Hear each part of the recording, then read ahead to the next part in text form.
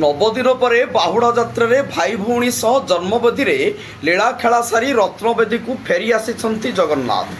बाहुड़ा जात्रा होउछि रथयात्रार आउ गोटाए अध्याय।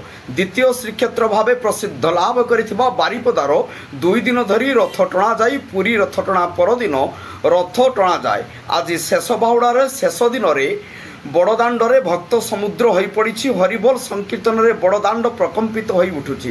प्रथमे प्रभु श्री जगन्नाथ अधिघोष रथ को टणा जाई मंदिर पाखरे पहुंचा जाइथिला।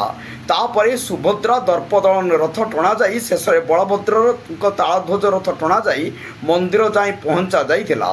जिला तथा पड़ोशी राज्य बहु भक्त माने रथ टाणीबारे पहुंची। बारिपदार रथर एक विश्वस्त है सुभद्रा रथ को केवल महिला माने टाणती। यही परंपरा आज जाए उज्जीवित रही। बारिपदारू देवस्मी चौधरी रिपोर्ट, जनता एक्सप्रेस।